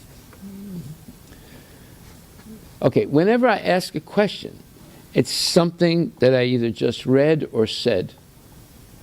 Okay, so what did I just say, Omar?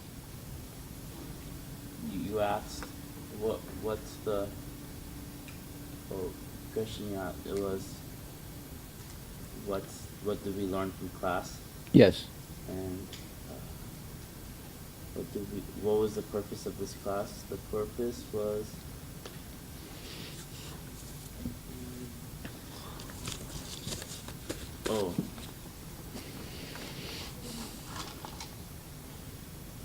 purpose. Oh yeah, what's the difference in a harmony, not harmony, but like the four what's the difference between like an animal who does the does gambling, illicit sex, meat eating, and intoxication, and a devotee? Okay, well, you're getting closer. You're getting closer to the answer. Yes?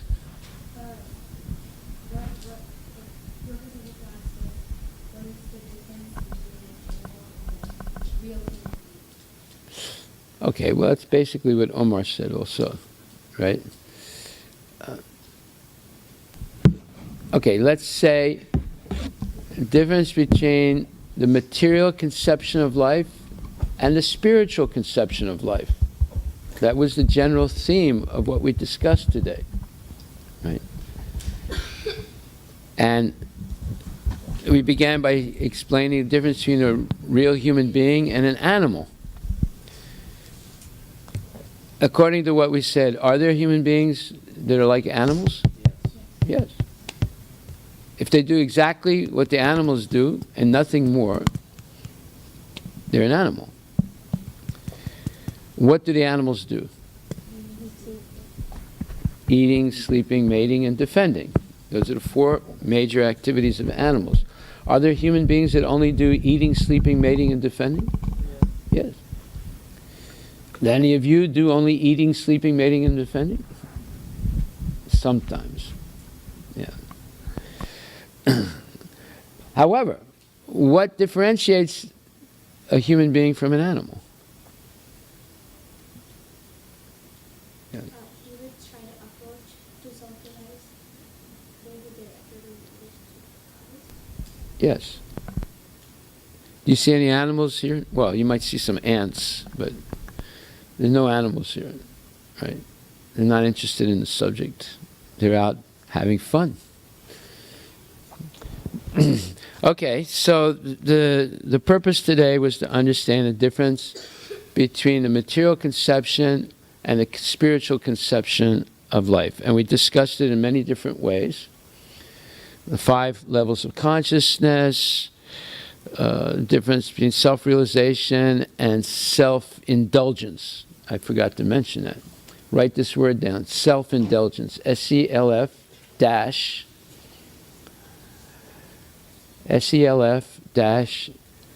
I-N-D-U-L-G-E-N-C-E. I-N-D-U-L-G-E-N-C-E. Self-indulgence. Yes?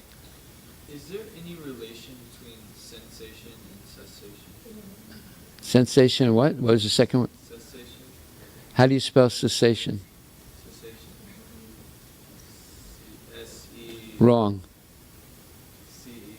Yes. C-E-S-S... A-T-I-O-N. And how do you spell sensation? S-E-N-S-E... Sensation. S-E-N-S-A-T-I-O-N. So therefore, now you're a rapper. You can say, I'm interested in sensation but not cessation. No, there's a major difference between the two words. Major difference, but they sound similar. Yeah. When it was getting talked about, I was thinking... Well, they sound similar. Many words that sound similar but have different meanings. Yeah. Like minute and minute.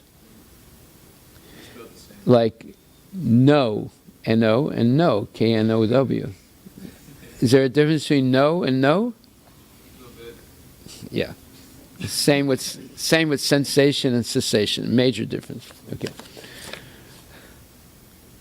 All right. So what was the last thing we said before you interrupted with your self-indulgence? What does self-indulgence mean, and what does self-realization mean? Well, we know what self-realization means, right?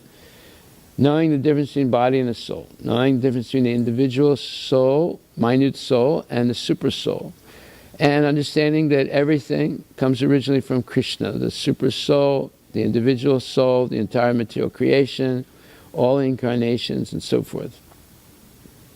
That's self-realization, spelled with a small s, but implied is the big S also. Then, what is the difference between self-realization and self-indulgence? What does self-indulgence mean? Self-indulgence is indulging or engaging in sense gratification. Going to a spa, getting massaged, and getting mud baths, and getting enemas, and getting all these different self-indulgent activities. So, self-indulgence is a more, let's say, sophisticated way of saying sense gratification. You're indulging in sense gratification. That's called self-indulgence. So, okay. We'll stop right there. And homework for next week is to study the purport to 328, Tattvavatu Mahabaho, and 216, Nasato Vidite Bhavo. Study the purports to those two verses and write, based on those purports, the difference between self-realization and self-indulgence. Did you write that down? You did? Let me hear what I said. Homework is study 328 and 216, and what's the difference in self-indulgence? What's the difference in self-indulgence? No, well, the last part I didn't get. After studying those two purports, write a paragraph explaining the difference between self-realization and self-indulgence. Okay? Who's going to do homework? Let me see the hands there. Arush, you're not going to do homework? Yeah. Okay. You're going to do homework? Yes? Do you know what the homework is? Okay.